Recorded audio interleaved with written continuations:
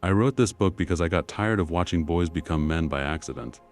Not by design, not by teaching, by accident. They learn from YouTube, from TikTok, from friends who are just as lost as they are. And then one day they become fathers themselves. And they realize nobody taught them anything. I know because I was that father, standing in my kitchen one night, looking at my son's room and thinking, what am I actually teaching him?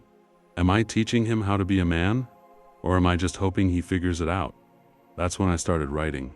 This video is not a sales pitch. It's a wake-up call. I'm gonna walk you through what I put in this book, not to sell you, to remind you, to wake you up, because your son doesn't need more stuff. He needs you. Let's get into it. This is discipline over feelings. Because if you don't see the problem, you won't see why this book exists. When boys aren't taught to be men, they take no accountability. Everything is someone else's fault. The teacher, the boss, the system, his parents. Never him. They develop no grit. The moment something gets hard, they quit. Quit the job, quit the relationship, quit on themselves. They have no respect, not for themselves, not for others, not for authority. They demand to be treated like men while acting like children. And the hardest truth of all? Schools won't teach him. Coaches won't teach him.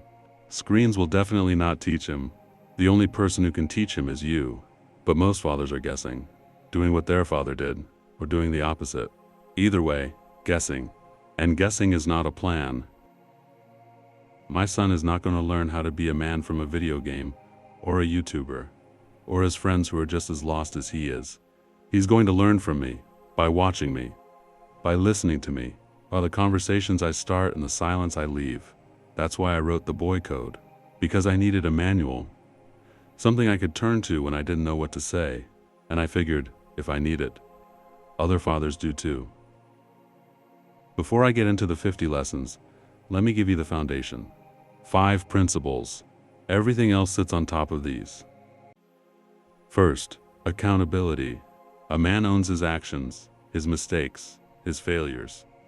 He doesn't blame his past, his parents, his bad luck. He says, I did that, I was wrong, I will fix it. If you don't teach your son this, someone else will own him. His boss, his partner, his fear. Second, courage. Fear is not weakness, fear is normal. Every man feels it. The difference between a boy and a man? A boy lets fear stop him. A man feels the fear and moves anyway. Teach your son that courage is not the absence of fear. It's action despite fear. Third, discipline. Feelings are temporary. Discipline is permanent. Your son needs to learn that he can be tired and still work, scared and still speak, unmotivated and still show up. That's not suffering. That's freedom. Fourth, respect. Give respect by default, until someone proves they don't deserve it. Demand respect by how you carry yourself, not by yelling, not by threatening, by walking away when it's not given. But never, ever, beg for it. Fifth, purpose. A man without a mission will follow anyone. The loudest voice, the easiest path, the worst decisions. Give your son a mission, not your mission. Help him find his. These 5 principles are the walls of the house. The 50 lessons are the rooms inside. Let me give you a few lessons from the Boy Code, not to sell you, to show you what I mean. Lesson 2. If you break it, you fix it. This is not about objects. It's about relationships, reputation, trust. If your son breaks something, a toy, a friendship, someone's heart, he doesn't walk away. He doesn't wait for someone else to fix it. He steps up. He repairs. He learns that broken things can be mended, but only if you're brave enough to try. Lesson 13. You don't have to love the work. You just have to do it. Your son will not love every job, every class, every task. That's normal. Teach him that passion is a privilege earned by discipline. You do the work first, the love comes later. Or it doesn't. But the work still needs done. Lesson 32. You will fail. The comeback is what matters. Your son will fail. At sports, at school, at work, at love. That's not the end. That's the beginning. The world judges men by how they get back up, not by how many times they fall. Teach him to fail forward, to learn, to try again. To never let a setback become an identity. I could give you all 50, but these 3, if he learns nothing else, these 3 will carry him far. Let me pause here and talk to fathers directly. Because I made mistakes. You'll make mistakes. But some mistakes can be avoided. Overprotecting instead of preparing.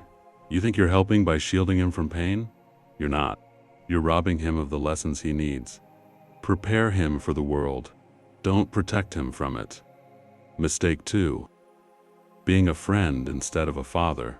He doesn't need another friend. He has friends. He needs a leader, someone who sets standards, someone who says no, someone who holds him accountable. Mistake 3. Shaming emotions instead of guiding them. Stop crying, man up, don't be soft. You've said it. I've said it. But here's what I learned. When you shame his emotions, he learns to hide them. Not control them. Hide them. And hidden emotions don't disappear. They explode. Or they eat him alive. Guide his emotions. Name them. Sit with them. Teach him that feeling something doesn't make him weak. Hiding from it makes him weak. Mistake 4. Expecting respect without modeling it. Your son will not respect you because you demand it. He will respect you because you earn it. Show him what respect looks like. How you treat his mother. How you talk about your coworkers. How you handle being wrong. He's watching, always. Doing everything for him. Helpless sons become helpless men. Stop solving his problems. Stop fighting his battles. Stop waking him up. Stop doing his laundry. Let him struggle. Let him fail. Let him figure it out. That's how men are built. So who did I write this book for? I wrote it for the father who never had a father. The one who's figuring it out as he goes, terrified of repeating the cycle. I wrote it for the father who works too much and worries his son won't know who he is. I wrote it for the stepfather, the grandfather raising his grandson, the uncle who stepped up. I wrote it for the single mom who's trying to raise a man and doesn't know where to start. And I wrote it for the son, the one who needs to hear these lessons from someone, anyone, even if it's not his father. This book is not a lecture. It's a conversation starter. At the end, there's a letter section. Blank lines for you and your son to write to each other. Because the lessons are important, but the conversation is everything. Here's my question for you. What is one lesson your father taught you that you'll never forget? Or, what is one lesson you wish he had taught you? Drop it in the comments. Let's build a library of lessons for the next generation.